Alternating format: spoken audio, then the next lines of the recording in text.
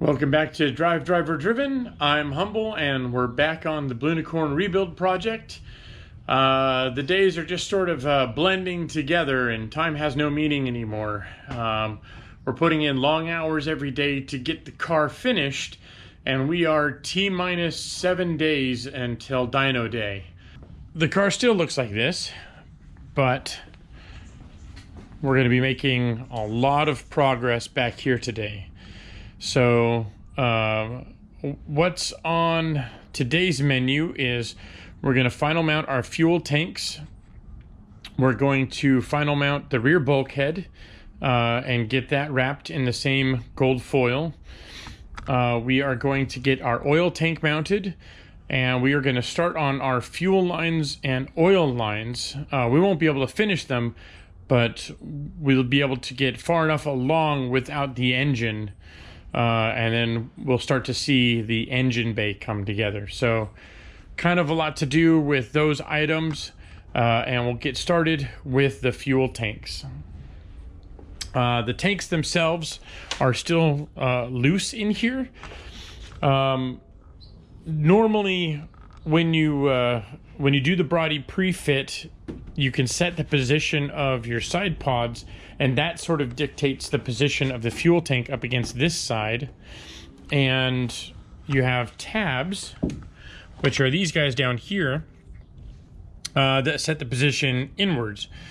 So what I need to do is we're going to put some rivets through this panel and through those tabs in the back, and that secures the fuel tank to the chassis. But the rivets against the chassis also ground the casing of the fuel cell. So kind of a double duty there. So we'll get that taken care of really quick, and then we'll move on to the rear bulkhead.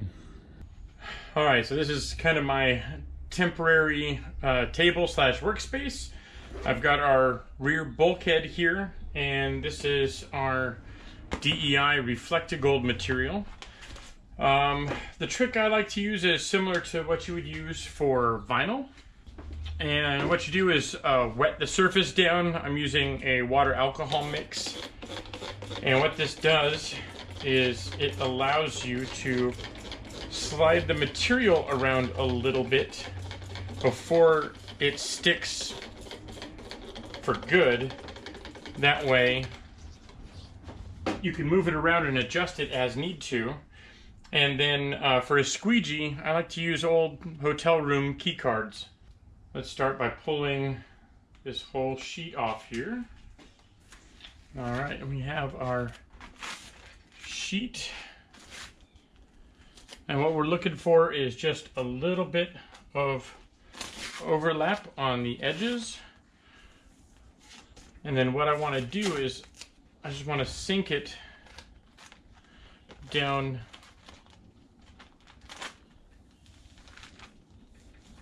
into this crease here.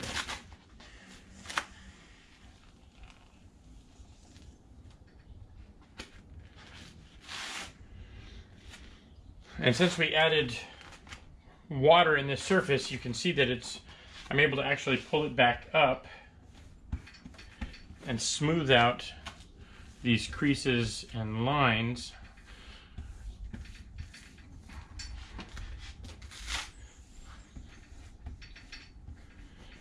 And basically what we're doing is we're just squeegeeing that water out from under the adhesive surface. And then once we do, it sticks down for good.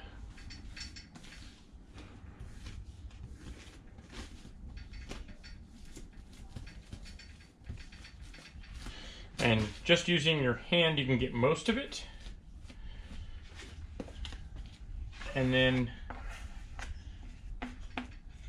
come back and finish it off with the card, and you can even see water come out from under that surface. And now what we're doing is just removing the last bit of trapped air and water from the bottom of that.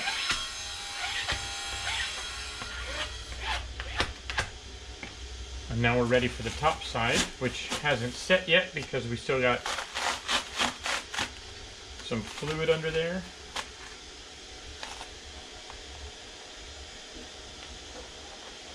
And again, we'll start at the crease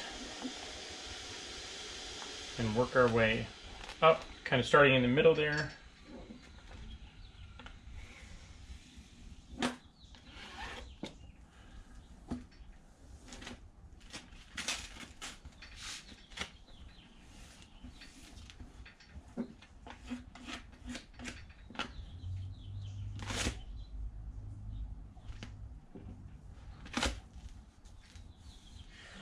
And it's always easier to start in the middle and then work your way out to the extremities. And that'll prevent you from getting big creases and bubbles and stuff like that in the middle of the panel.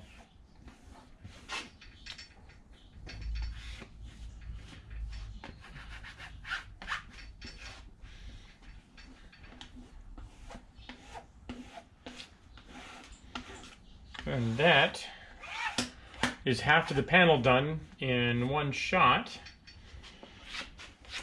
So now what you want to do, so pull this guy down a little bit, and we're just going to fold the material over the edges.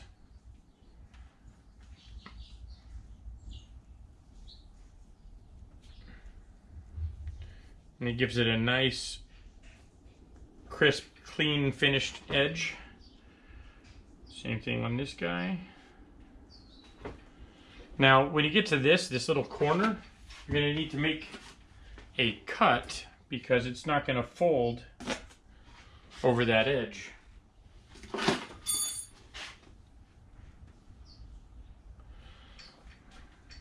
Same thing. And then likewise up there.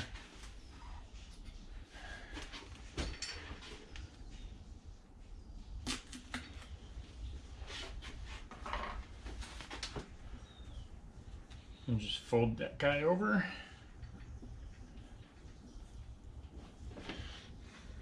And then we'll start at this top edge over here and work our way across. We're not going to worry about the roll bar cutout just yet. We'll get to that in a moment.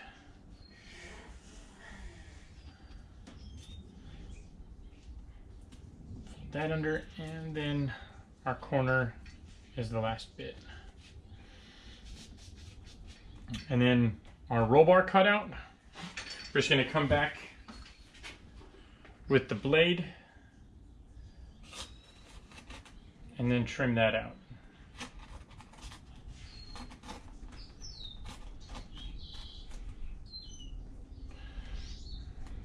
And then that'll all tuck nicely around the roll bar. And there you go. That's half the panel done. There's little minor lines and whatnot. That's just from the material being packed up and folded in its case.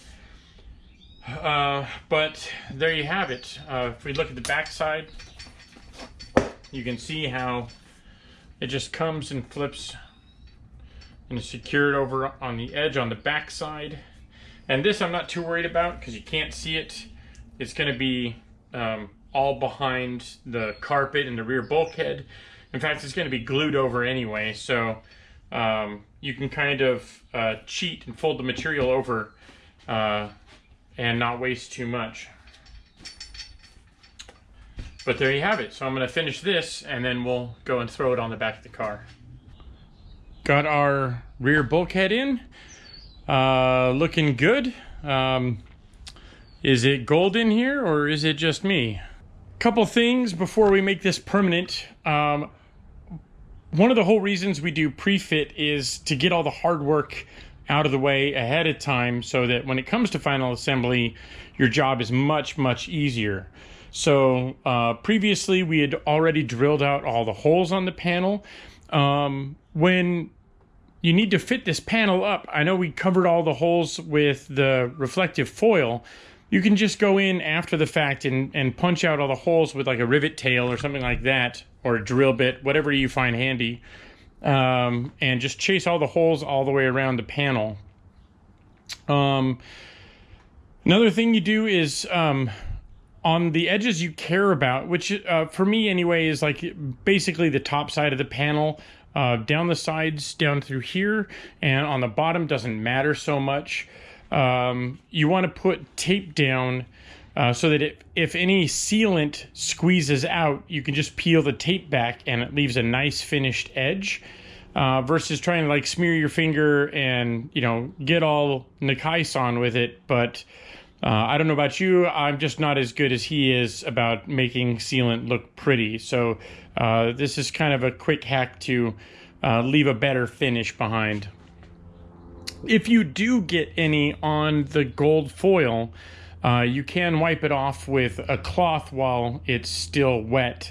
And then even after it dries, a little bit of friction will pull it off of the surface. Now that everything's sort of pre-fit back here, what I need to do is I'm going to pull the panel down, apply our carpet glue and our sealant to the rear of the bulkhead, and then put it back in and rivet it into place.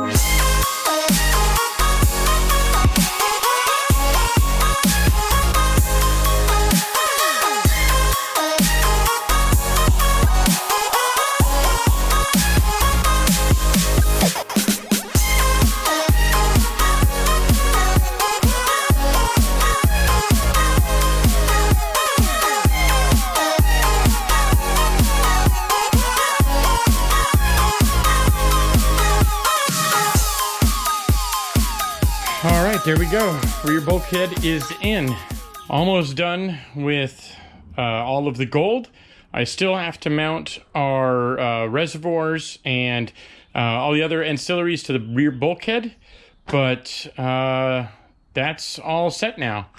As far as the other side, I'll say that the carpet is better than last time. However, I'm still not super happy because just the glue set before I came back around to this side of the car. So it's just black. It'll be hidden for the most part because of the seats and just the dark interior, but that'll have to be good for now. Let's see what else. So now that the rear bulkhead is in, we can do, well, I guess we're going to do fuel lines and our oil lines and start the plumbing process. I have to grab the oil tank, and sort of while that was all going on, I painted the mounting plate for the oil tank. And then the oil tank itself, which is tucked back in the corner over here, the bottom part of the tank, I'm going to also put gold foil around. And again, mostly because of its proximity to the headers.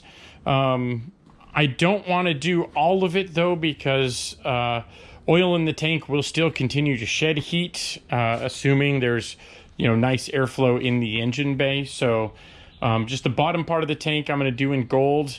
That's the part that's close to the header. And then once that's in, and once our swirl pot and overflow tanks are in, I can start routing our oil lines, our heater lines, and start finalizing the rear of the bulkhead area. So that's what's next. All right, still more to do, but we're making progress. I pretty much chipped away at the hoses all of yesterday. It's now the following morning. You can see some of the progress I've made. So we have down here, this short little hose was kind of fun to make. We have the longer oil out, which we'll come over to this mess, and I'll get to that in a second. Down underneath, we have our -10 bridge line between the tanks and -6 feed from the passenger side tank over to the driver's side tank, which is the primary tank. And that's all kind of hidden underneath the oil sump tank. Got the last of our coolant lines run, so now those go up to our swirl pot, and everything's ready down here on this side on the oil to water heat exchanger. Coming over to this mess. Oh boy, this was fun to plumb. So we have our oil line out from the oil to water heat exchanger, and that comes into our thermostat. If it's still too cold, which it probably will be, it'll come back around just out of the thermostat and into the tank. If for whatever reason the oil is still too hot, it will open up the thermostat, and then it'll pass through the cooler here and then go into the tank. So we'll have additional cooling if we need it. Previously, I did not install the Ultima oil cooler, which just sits here over the fuel tank, and you can see sort of how it mounts over in this side. And I really didn't need it with that cooler. The exception was on really hot days, like track days where it's over 90 degrees, 95 degrees, something like that. And I was pushing hard. My oil temps would start to get up above 230, 240, but only then. The rest of the time, usually the issue is that the water and the oil were too cold or too cool. So this is just insurance for hot days, because we do get those in California. So I figure, why not this time around? What's left on the agenda is I'm waiting on of all these fittings.